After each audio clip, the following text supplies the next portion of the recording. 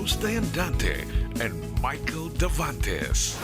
Kumusta po mga kababayan? Welcome po sa Pinoy pa rin with Tenny. and Michael, at inilabas na ang bagong budget 2025 na nagpapakita ng patuloy na pangako ng gobyerno na bumuo ng ekonomiyang para sa lahat.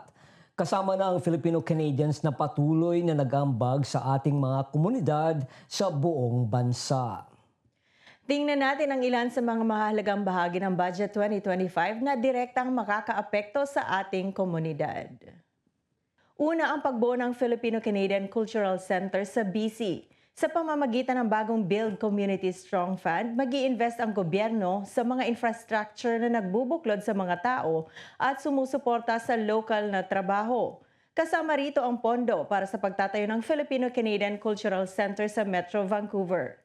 Isang lugar kung saan maipagdiriwang natin ang ating pamana at contribution sa Canada. Ang pangalawa ay ang pagbibilis ng foreign credential recognition. Maraming Filipino-Canadians ang may karanasan sa healthcare at skilled trades pero nahihirapan sa pagkikilala ng kanilang kwalifikasyon. Maglalaan ang Budget 2025 ng $97 million sa loob ng 5 taon para sa Foreign Credential Recognition Action Fund upang mas mapabilis at patas ang proseso at matulungan ang ating mga nurses, caregivers at professionals na makapagtrabaho sa kanilang larangan.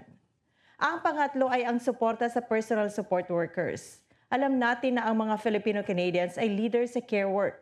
Dito sa Budget 2025, inilunsad ang Personal Support Workers Tax Credit na nagpapahintulot sa eligible workers na makabawi ng hanggang $1,100 kada taon para mas maraming pera sa bulsa ng mga nang-aalaga ng ating pamilya, matatanda at komunidad.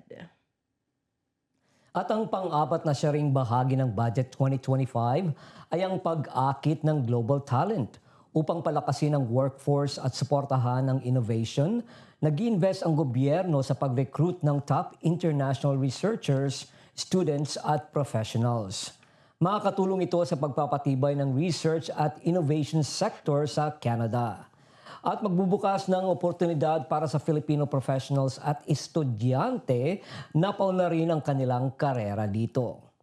Ang panglima ay ang pagtutok sa affordability sa Budget 2025. Mas pinapadali ang buhay ng mga pamilya at working Canadians. Sa middle class tax cut ay makakatipid ang pamilya hanggang $840 kada taon. Sa automatic federal benefits ay makukuha agad ang benepisyo para sa low-income Canadians. Sa National School Food Program ay permanenteng program para sa masustansyang pagkain ng mga bata. Sa proteksyon laban sa economic abuse ay isang bagong Code of Conduct para sa financial institutions upang protektahan ang mga biktima. Ang pang-anim ay ang paglaban sa krimen at pagprotekta sa komunidad. Lahat ay may karapatang maging ligtas.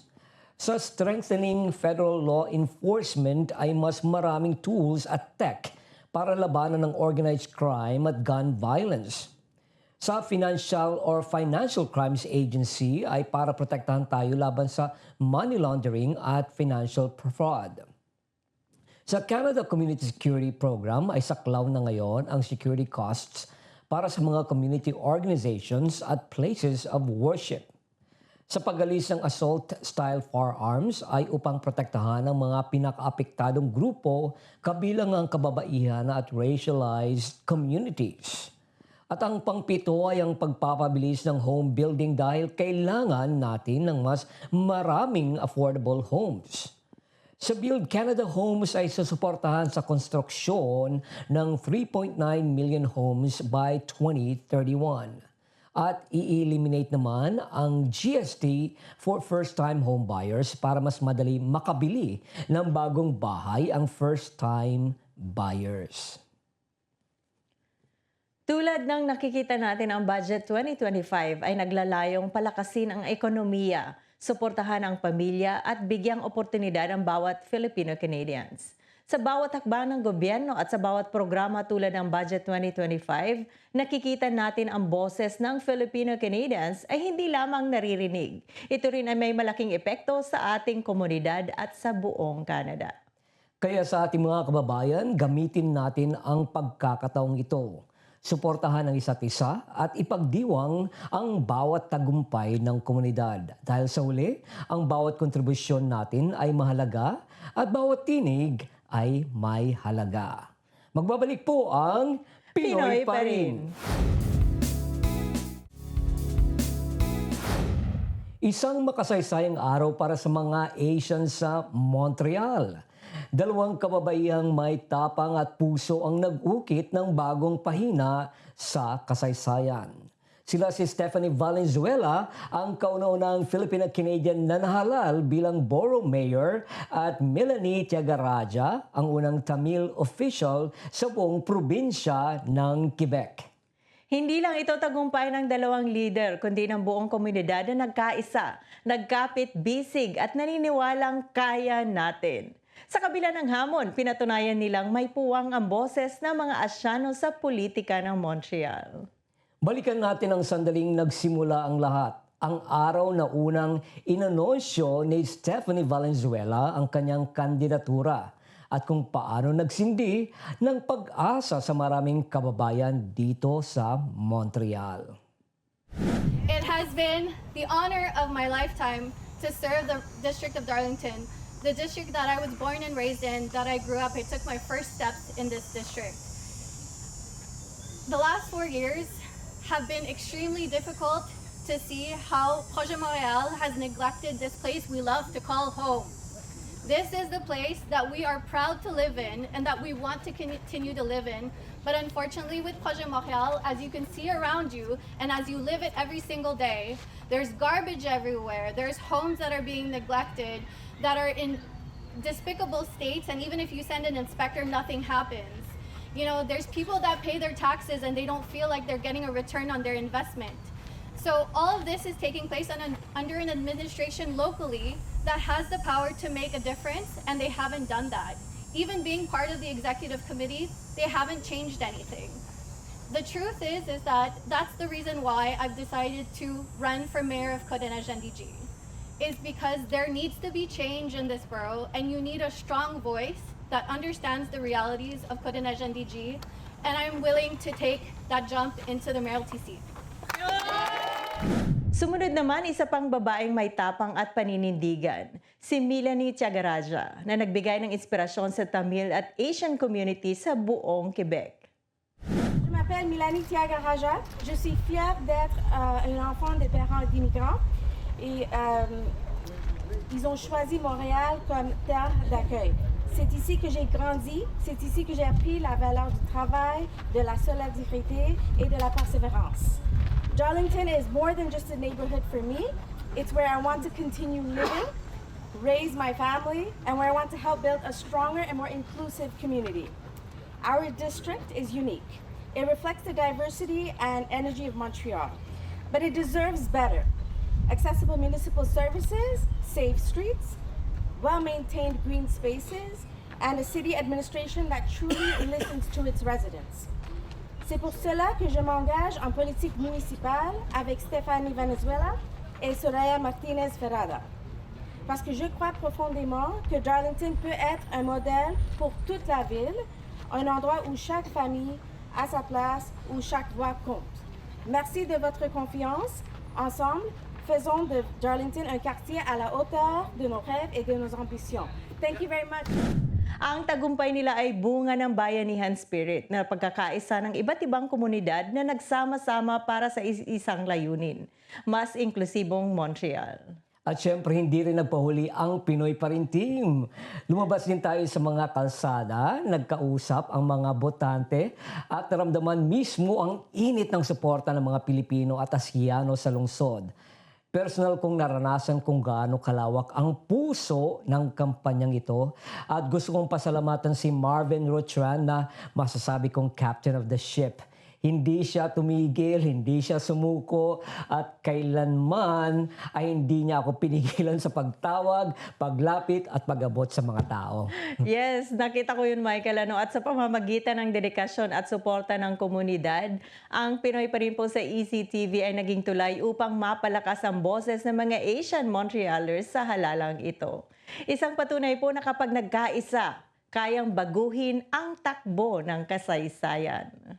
Kaya naman binabati namin ang Ansa Memorial at ang bagong Mayor Soraya Martinez Ferrada at higit sa lahat ang ating kababayan na si Stephanie Valenzuela, ang kauna-unang Filipina Borough Mayor sa Montreal. Ang tagumpay mo ay tagumpay ng komunidad at tagumpay nating lahat.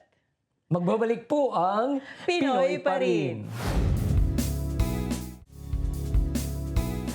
Maaaring medyo huli na nating naiulat ito pero sa katotohanan, kami ang unang nilapitan ng ina ng biktima.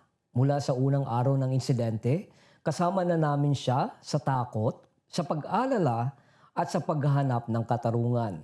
Narito ang aming espesyal na ulat, hindi ng isang headline kundi ng isang ina at anak na patuloy na lumalaban. Ito ang buong kwento sa likod ng trahedya sa St. Luke High School. Bakas pa rin sa mukha ni Ping ang matinding lungkot sa sinapit ng kanyang 14 anyos na anak. Habang naglalakad, tila muling bumabalik sa kanyang isipan ang mga sigaw, ang takot at ang kanyang tanong, bakit ito nangyari sa amin? Habang papasok sa eskwela ang kanyang anak, ay sinunggaban siya at pinagsasasaksak ng isang 17 years old na binatilyo na ayon kay Ping ay nanligaw at ilang beses nang tinanggihan ng kanyang anak. The boy stabbed her kind like that, and it's like she's begging her life like, I'm sorry, I'm sorry, I'm sorry, but the boy is still doing stabbing or punching her. And that then she get refused from when they open the door, she go run to the inside the school and then Sa kabutihang palad ay nasangga ng backpack at ng kasuotan ng iba pang saksak, kaya't hindi lalong lumala ang pinsala at posibleng nagligtas sa buhay ng kanyang anak. we've been hospitalized and she has a surgery on her right eye, and sometimes she has a blurry vision, but the doctors on Montreal Children's Hospital, she has a eye doctor, plastic surgery, and infectious disease team. She has that, and she has a fracture under in here. She has a fracture a little bit, so the hospital is watching that, checking that, and we have follow-up check-up there. Kaya naglakas loob na siyang magsalita, hindi lang para sa sarili kundi para sa lahat ng kababaihang biktima ng karahasan. People who victim like me and my daughter need to speak up and don't be silent and don't be afraid, because there's a lot of people who help us to we're not alone. We're not alone, and there are people who help us just to come forward to prevent the further violation in our city. Ayon kay Fonyemi ng Center for Research Action on Race Relations of CRAR, inspirasyon ang pinakitang tapang ni Ping na piniling humarap sa publiko sa kabila ng kanyang pinagdadaraanan. It's very important in this case because we seldom hear Asian mothers, Filipino mothers and daughters who are victim of violence, victim of crime, to go public, not only to talk about the ordeal, but also to take a position against violence, gender-based violence. So for Ping to do this is a very, very important and encouraging act of courage as well as resilience, because it takes a lot of courage to do what she's doing today. And we encourage other Asian women, particularly in the Filipino community, not to be afraid, not to remain silent, and to come out, to speak out, and to report, and to see to it that they obtain justice whenever they're victim of violent crimes. Tiniyak ni Fonyemi na tutulungan ng CRAR sa iba pang mga bagay si Ping at ang anak nito. First of all, just to help them navigate the bureaucracy of the crime victims compensation programs. It can be very complicated. Secondly, we can help them accompany, in this case, the mother to the criminal trials and as a spectator and eventually as a witness if necessary. Thirdly, we're going to help her and her daughter to submit what we call in law a victim impact statement for purposes of sentencing. And more than that, we're going to look at also how the police will deal with the crime. And lastly, we hope to look at closer in a more, shall we say, detailed manner how the school handle the daughter's situation and complaints prior to this violent incident. Samantala naman, ang bagong mayor ng Cotanesh NDG na si Stephanie Valenzuela ay nagbigay ng mensahe kung ano man ang mga hakbang na dapat gawin upang maiwasan ang insidenteng ito. We have to start with creating spaces for young girls, young women, and members of our community to feel safe to denounce what is happening to them. Yung problema ngayon is kasi people, when they do denounce, they're often minimized or they are told that it's not that big of a deal. So then they are pushed to the side to probably never denounce again. So we have to encourage them that when you do denounce, you have someone that will believe in you and that will help you and support you through what you're going through. And then we have to also, add support. We need more resources. We need to help the community organizations that are already dealing with this and have the expertise in our society. So there are a few hurdles in terms of how we can create a real safety net and how we can go into prevention. Dagdag pa ni Valenzuela, panahon na upang maging mas mapamatsyag ang mga otoridad at institusyon sa dumaraming kaso ng karahasan laban sa kababaihan. Sa kanyang pagtindig, umaasa si Ping na may maririnig at may magbabago. So, a few weeks ago nga ay binisita natin si Ping sa kanyang bahay at makikita mo talaga ang trauma na dinaranas niya. Yes, and in fact, Tenny, ay palaging nag-update sa akin si Ping. And recently lang ay nasabi niya na kahit yung impact statement para sa English School Board ay nahirapan siyang isulat ito at umiyak siya. Ngunit kailangan itong isubmit. So patuloy siyang lumalaban kasama ng kanyang anak at kumakapit sa suporta ng komunidad hanggang makamtan niya ang hustisya. So isang paalala lang na ang karahasan ay walang puwang sa ating mga paralan at ang kaligtasan ng kabataan ay responsibilidad nating lahat.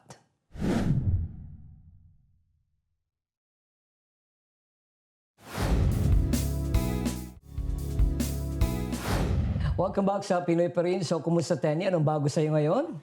Wala naman, Mike. Medyo busy tayo almost every weekend. Marami tayong mga hosting and marami tayong mga events. Pero maganda dahil kahit patapos na ang taon, busy pa rin tayo. Busy is the new fight. Yes, I know. Actually, kagaling lang natin sa Toronto kung saan ay kinover natin ang most outstanding Filipinos abroad na ipapakita natin sa susunod nating mga episodes.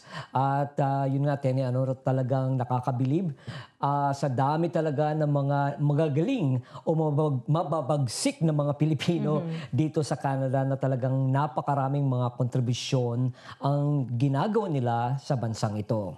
Hindi lang sa komunidad natin, kundi sa buong bansa ng Canada. Maraming contribution ng mga Filipino-Canadians. And lalo na sa larangan ng politika. Dahil makikita natin talagang mga Filipino-Canadians, even sa US, marami ng mga politicians na mga Filipinong nahalal. At hindi lang mga kalalakihang politicians, mga kababaihan rin. Yes. At ito nga si Stephanie Valenzuela, di ba? Talagang nakakabilib.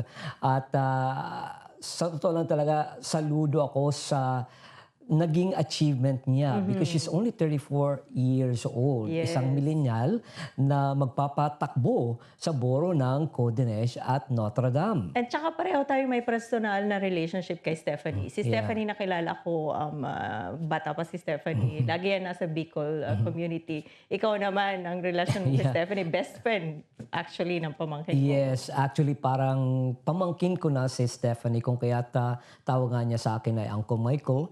At yun nga, at it was parang maganda na naging parte tayo sa eleksyon na ito, na napasama tayo dahil doon ko talaga nakita kung paano rin yung si Marvin Rocha, Yes, yes. kung paano siya yung Because I kanyang think he hard believes in work, Stephanie.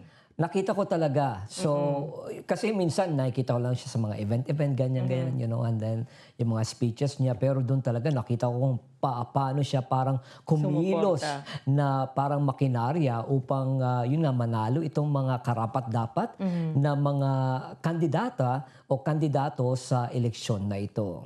And I think that's the way na, kumbaga, binayaran niya rin kung anong tulong ng community kay Marvin Rotan. Kasi noon pa naman ang suporta ng komunidad kay Marvin nung nasa City Council pa siya talagang malaki.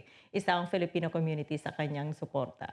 Yes, ayan. So once again, ay congratulations sa mga nanalo sa nakarang eleksyon. At syempre, Tenny, kasama rin dyan ang ating kaibigan na si Sonny Moros. Congratulations, Sonny.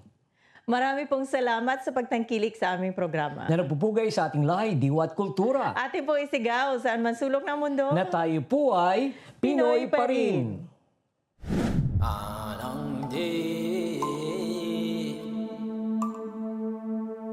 Sa pag-unlad ng turismo, umangat ang Pilipino. Mga may bahay, nagkahanap buhay. Tagahugas ng pinggan, naging gabay sa karagatan. Isang engineer, napaunlad ang sining ng buong barangay. At ang simpleng magsasagwan, malaki ang tulong sa kalikasan. Silang walang tinig, boses na ng kasaysayan. At ang specialty ni Nanay, ngayoy pinipilahan. Ang best friend ng lahat, naging tour guide na. At ang daan-taong apo, naibida ang kulturang Pilipino. Lunti ang ilog, naging entablado.